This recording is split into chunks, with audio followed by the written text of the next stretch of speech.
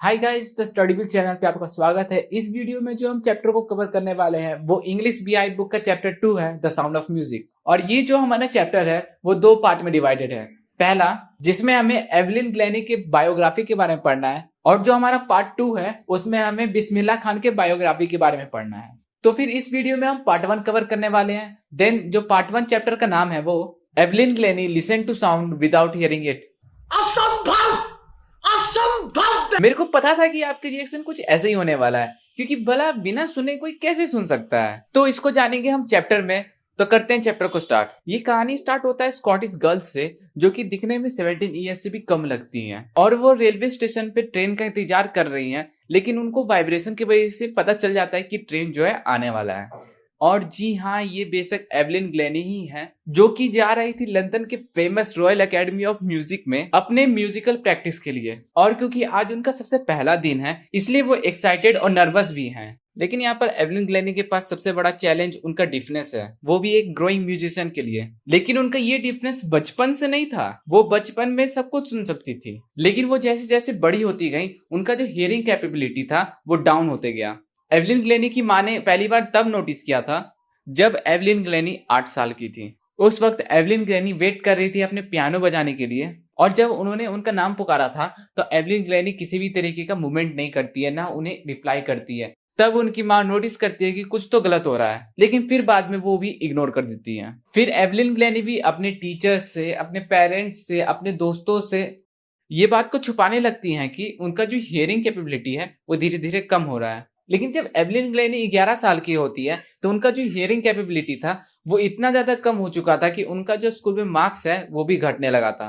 इस चीज को देख के जो एवलिन ग्लैनी की टीचर थी वो एवलिन ग्लैनी के पेरेंट्स को कहती हैं किसी स्पेशलिस्ट के पास दिखाने के लिए। और जब एवलिन ग्लैनी के पेरेंट्स किसी स्पेशलिस्ट के पास जाके दिखाते हैं तो स्पेशलिस्ट कहता है इनका जो ईयर का नर्व्स है वो बहुत ज्यादा ही डैमेज हो चुका है, और इसलिए उन्हें शायद ही लाउड साउंड सुनाई दे सकता है। तो फिर वो उन्हें एडवाइस करता है कि उन्हें हियरिंग एड्स लगाने के लिए, जो कि एक लिसनिंग डिवाइस है, और उन्हें डीफ स्कूल भी जाने के लिए बोलता है। लेकिन एवलिन ग्लैनी उस वक्त के लिए बिल्कुल ही ब्लैंक हो जाती है, उनको सब कुछ खत्म होते हुए दिखाई देने लगता है। लेकिन एवलिन ग्लैनी जैसे तैसे अपने आप को संभालती हैं और डिसाइड करती हैं कि वो अपना लाइफ बिल्कुल नॉर्मल की तरह जिएंगी, और जो उनका म्यूजिक की तरफ इंटरेस्ट और पैशन था उसको भी कंटिन्यू रखेंगी। इसलिए वो अपने म्यूजिक स्कूल में जाते रहती थी। और जब वो देखती हैं कि एक लड़की जाइलोफोन बजा रही है तो वो भी डिसाइड करती हैं कि वो भी जाइलोफोन बजाना सीखेंगी। लेकिन वहां पर जितने भी टीचर्स थे वो उन्हें क्रिटिसाइज और डिमोरलाइज करते थे। लेकिन उसमें से एक ड्रम मास्टर, जिसको हम परक्यूशनिस्ट भी कहते हैं, वो एवलिन ग्लैनी के पैशन को देख के डिसाइड करते हैं कि उनके डिफनेस होने के बावजूद वो उन्हें म्यूजिक सिखाएंगे। तो फिर उन्हें ड्रम के पास ले जाते हैं और ड्रम को अलग अलग नोट्स पे बजाने के लिए बोलते हैं, और ये भी कहते हैं कि म्यूजिक को सुनना नहीं है, म्यूजिक को फील करना है। और जब एवलिन ग्लैनी इस बात को समझती है तो उनको एक चमत्कारी चीज पता चलता है कि वो म्यूजिक को फील कर सकती हैं, क्योंकि जब भी वो ड्रम को अलग अलग नोट्स में बजाती तो उन्हें अलग अलग बॉडी पार्ट में वाइब्रेशन होता। और जब उनको ये चीज पता चलता है तब रॉन और एवलिन ग्लैनी दोनों इस चीज पे प्रैक्टिस करने लगते हैं। After some hard work and practice Evelyn Glennie उस तरीके से म्यूजिकल इंस्ट्रूमेंट को अच्छे तरीके से बजाना सीख लेती हैं। फिर उसके बाद एवलिन ग्लैनी पीछे मुड़ के कभी नहीं देखती हैं और आगे बढ़ती रहती हैं। और जब वो 16 साल की थी तब उन्होंने यूनाइटेड किंगडम में यूथ ऑर्केस्ट्रा में परफॉर्म भी किया था। और फिर इसके बाद एवलिन ग्लैनी जाती हैं रॉयल एकेडमी ऑफ म्यूजिक में ऑडिशन देने के लिए। तो वो इतना स्कोर करती हैं कि हिस्ट्री में अभी तक के जितना भी रिकॉर्ड था सब टूट जाता है। और फिर एवलिन ग्लैनी धीरे धीरे ऑर्केस्ट्रा छोड़ के सोलो परफॉर्मेंस में शिफ्ट हो जाती हैं।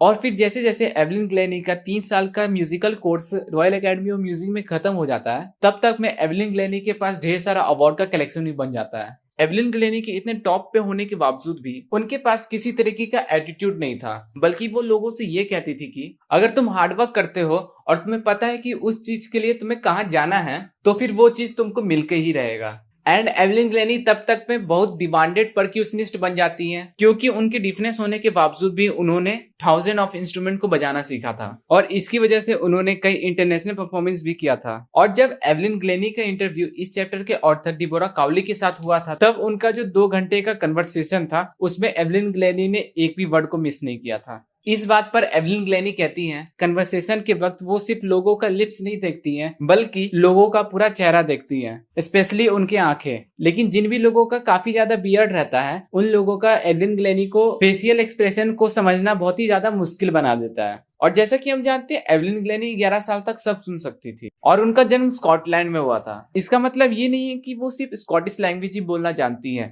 एवलिन ग्लेनी स्कॉटिश लैंग्वेज के साथ साथ फ्रेंच और बेसिक जैपनीज भी बोल सकती थी। और जब भी वो म्यूजिक प्ले करती है तो म्यूजिकल इंस्ट्रूमेंट से आने वाला वाइब्रेशन को स्किन पर, चिकबोन पर, हेयर पे वाइब्रेशन को महसूस करती है। और जब भी वो जाइलोफोन को बजाती है तो जाइलोफोन की स्टिक से उन्हें फिंगर टिप पे म्यूजिक का वाइब्रेशन महसूस होता है। और क्योंकि उन्होंने ये सब कुछ ड्रम से चालू किया था, इसलिए ड्रम से आने वाले वाइब्रेशन को वो पूरे बॉडी में महसूस कर पाती हैं। और जब भी वो ड्रम को वुडन प्लेटफॉर्म पे बजाती हैं, देन एवलिन ग्लेनी अपने शूज को उतार देती हैं और वाइब्रेशन को अपने फीट से महसूस करती हैं। और ये हम जानते हैं, एवलिन ग्लेनी उस वक्त की बहुत ही ज्यादा डिमांडेड परक्यूशनिस्ट थी, क्योंकि वो डीफ होने के बावजूद भी इतने सारे इंस्ट्रूमेंट्स को बजा लेती थी। और एवलिन ग्लेनी हमेशा अपने ऑडियंस को खुश रखती थी, इसलिए 1991 में फिली हार्मोनिक सोसाइटी की तरफ से उन्हें सोलोइस्ट ऑफ द ईयर का अवार्ड मिलता है। और फिर जेम्स ब्लेड, जो कि मास्टर परक्यूशनिस्ट थे, वो एवलिन ग्लेनी को कहते हैं, गॉड ने आपसे हियरिंग कैपेबिलिटी तो ले लिया है, लेकिन उसके बदले में आपको कुछ एक्स्ट्रा ऑर्डिनरी भी दिया है। इसलिए एवलिन ग्लेनी इतने ब्यूटीफुल तरीके से म्यूजिक को प्ले कर पाती हैं, क्योंकि वो म्यूजिक को सुनती नहीं है, वो म्यूजिक को फील करती हैं। फिर इसके बाद एवलिन ग्लेनी बताती हैं कि वो बहुत ही ज्यादा वर्कोहॉलिक है। वर्कोहॉलिक यानी कि वो हमेशा काम करते रहती है, और क्योंकि वो डीफ है